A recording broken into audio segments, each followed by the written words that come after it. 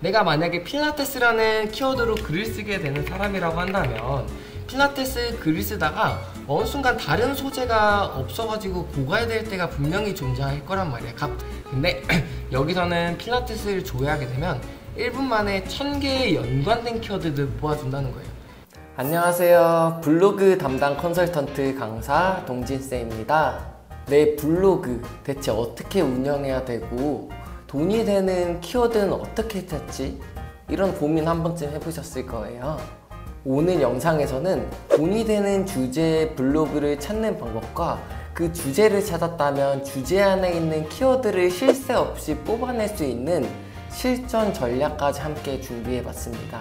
특히 블로그를 처음 하시는 분들이나 또는 블로그를 운영은 하지만 방향성이나 목적성이 흐릿해져가지고 어떻게 성장을 해야 될지 고민이셨던 분들에게 오늘 특히 더 도움이 많이 되실 거라고 생각해요. 제가 단계별로 차근차근 준비해서 오늘 집중하게 되시면 굉장히 중요한 기준점 포인트를 찾게 되실 거예요. 영상 후반에는 제가 실전 키워드를 찾을 수 있는 사이트까지 다 준비했으니까요. 끝까지 놓치지 않고 보시길 바라겠습니다. 그럼 제가 바로 시작하도록 하겠습니다. 자, 이어서 바로 시작하겠습니다. 자, 우선 블로그 시작할 때 있어서 처음 하시는 분들 같은 경우는 주제를 먼저 선택하는 게 되게 중요해요. 근데 주제를 고를 때도 꼭 생각하셔야 되는 게 두 가지라고 생각하시면 될 것 같아요. 일반적으로 돈이 되는 주제인지를 먼저 선택하셔야 되고요. 두 번째로 브랜딩용이라고 한다면 그 브랜딩에 맞는 주제를 구분하셔가지고 블로그를 선택하셔야 된다고 말씀을 드려요.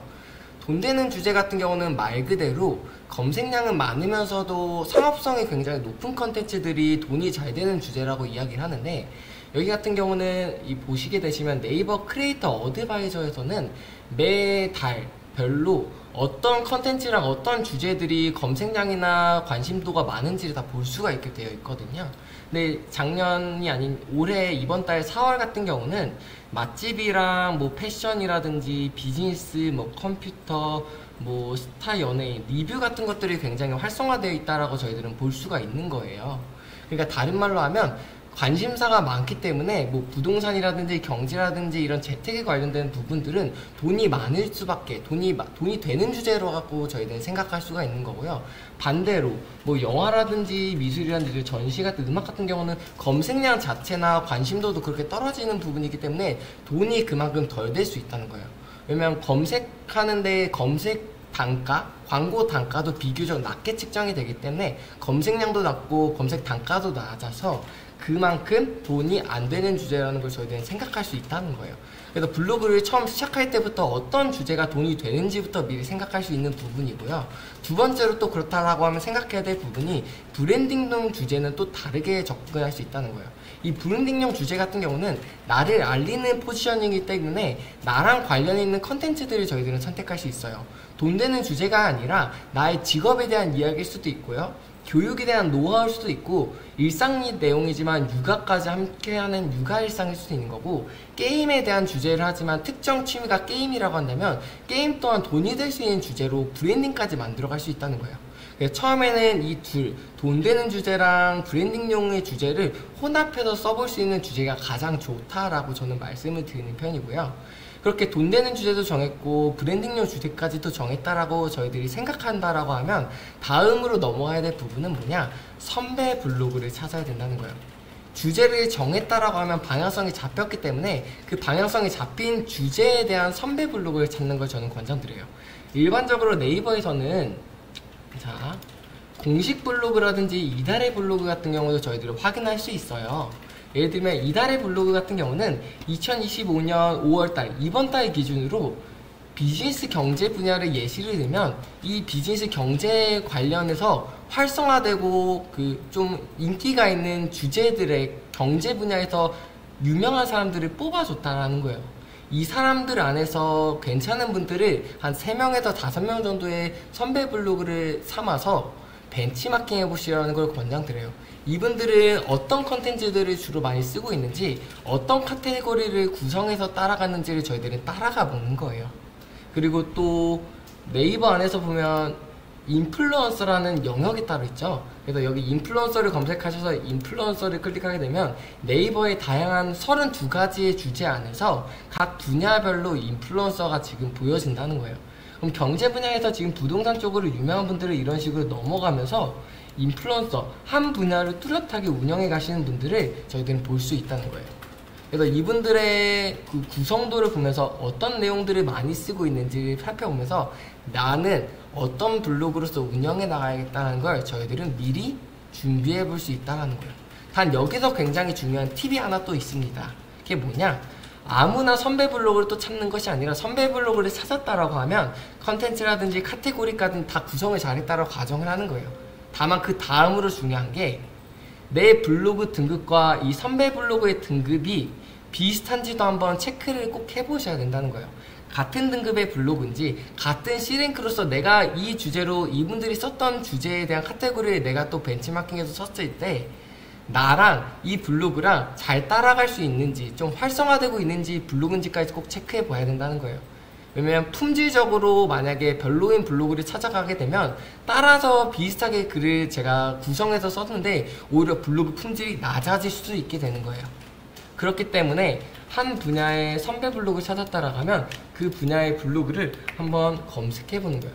여기 불텍스라는 데 블로그를 한번 검색해 보면 블로그 품질도 이렇게 볼 수 있어요. 그래서 한 준체 5에서 7 정도 뭐 이런 식으로 쭉 넘어가는 블로그들은 이제 어느 정도 키워드를 잡아서 블로그를 운영하고 있다는 걸 저희들은 유추할 수 있거든요. 그래서 그런 분들의 블로그를 찾아가면 블로그를 빠르게 잘 성장할 수 있는 방법 중에 하나라고 말씀드려요. 그리고 또 저희들의 소통 대상으로 세 번째는 선배 블로그까지 찾았다라고 하면 그 선배 블로그에서 이미 소통을 하고 있는 블로그 분들이 있을 거예요. 그분들의 댓글을 달고 있는 분들, 이런 분들이 저희들의 소통 대상이다라고 생각하면 될 것 같아요. 왜냐면 이분들 같은 경우는 제가 관련된 분야의 선배 블로그에서 이미 댓글을 달면서 소통하고 있는 분들이기 때문에 저랑 관심사가 비슷할 확률이 비교적 높다라는 거예요. 그래서 이런 분들과도 소통하면서 같이 키워가시면 된다라고 말씀을 드려요. 그리고 이렇게 선배 블로그랑 소통 대상까지 찾았다라고 하면 이제 키워드까지 찾으셨을 거라고 저희는 유추할 수 있어요. 자, 이분들의 키워드들은 어떤 게 썼는지, 인플루언서들은 어떤 주제로 많이 쓰는지 저희들이 다 이제 찾았다라고 가정을 해보면 그것들을 분석도 하셨을 거예요. 그럼 한번 네이버에 한번 검색해 보는 거예요. 여기서 네이버 검색 광고라는 사이트인데요. 여기선 일반적으로 광고 단가를 보지만 저희들은 다른 걸 한번 보자는 거예요. 저희들은 연관 키워드라는 걸 한번 볼 거예요. 내가 만약에 필라테스라는 키워드로 글을 쓰게 되는 사람이라고 한다면 필라테스 글을 쓰다가 어느 순간 다른 소재가 없어가지고 고갈될 때가 분명히 존재할 거란 말이에요. 각 분야마다. 근데 여기서는 필라테스를 조회하게 되면 1분 만에 1000개의 연관된 키워드를 뽑아준다는 거예요. 여기 안에서 필터를 해서 필라테스라고 적용을 하게 되면 필라테스랑 연관된 키워드들 300개가 지금 한 번에 추려졌다는 거예요. 그 중에서도 한번 키워드가 많은 양부터 한번 보자는 거예요. 이렇게 많은 양부터 한 100개 정도를 추렸을 때 이런 식으로 연관된 키워드, 필라테스 학원이라든지 필라테스복 추천이라든지 이런 식으로 같이 볼 수 있다는 거예요. 여기서 이제 제가 만약에 들어갈 수 있는 키워드까지 뽑았다라 하면 키워드 마스터라는 데서 한번 필라테스복 추천을 한번 검색해 볼게요. 그럼 이렇게 필라테스복 추천과 함께 모바일 검색량이 보이죠. 근데 여기서 추가적으로 중요한 건 관련 키워드까지 본다는 거예요. 필라테스복 추천뿐만 아니라 내돈내산, 필라테스 추천 덕후, 필라테스 복장 추천, 이런 식으로 연관 키워드까지 얼마나 검색되고 있는지, 필라테스복 추천했다가 내돈내산, 복장 추천까지 하게 되면 여러 가지의 키워드를 한 번에 내가 글을 쓸 때 노출시킬 수 있는 확률이 높아진다는 거예요. 자, 오늘 이렇게 해가지고 총 4가지를 저희들은 살펴보게 됐어요. 첫 번째, 돈이 되는 주제랑 돈이 안 되는 주제들을 저희들은 미리 볼 수 있다라고 말씀드렸죠. 그래서 여기서 내가 어떤 주제가 선택할지를 내가 미리 유추해 볼 수 있는 거고요. 그리고 인플루언서랑 이달의 블로그를 통해서 나의 선배 블로그, 나랑 관심 있는 사람들의 블로그 안에서 블로그를 찾아보고 더 나아가서 그 블로그에서 소통하고 있는 사람들을, 댓글을 달고 있는 사람들은 저의 소통 대상으로 블로그 품질을 높이는데 같이 소통을 해가라고 말씀드렸어요. 그리고 마지막으로 또 그 찾았던 키워드들을 계속해가지고 네이버 검색 광고에서 연관 키워드까지 저희들은 찾을 수 있게 됐고요. 그 연관 키워드를 통해서 실전으로 내가 먹을 수 있는지에 대한 부분까지 저희들이 살펴봤습니다.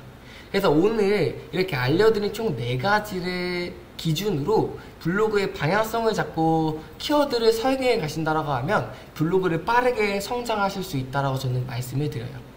자, 오늘 이렇게 이 영상에 도움이 좀 되셨다라고 하면 좋아요나 구독이나 알림 설정까지 꼭 부탁드립니다. 이렇게 다음 영상도 댓글까지 달아주게 되신다라고 하면 제가 다음 영상 어떤 주제로 더 관심 있는지를 빠르게 보고 그 영상으로 또 찾아뵐 수 있을 것 같아요. 그럼 제가 다음 영상은 더 빠르게 한번 준비해 보도록 하겠습니다. 다음 영상에서 더 유익한 블로그 강의로 찾아뵙겠습니다. 안녕.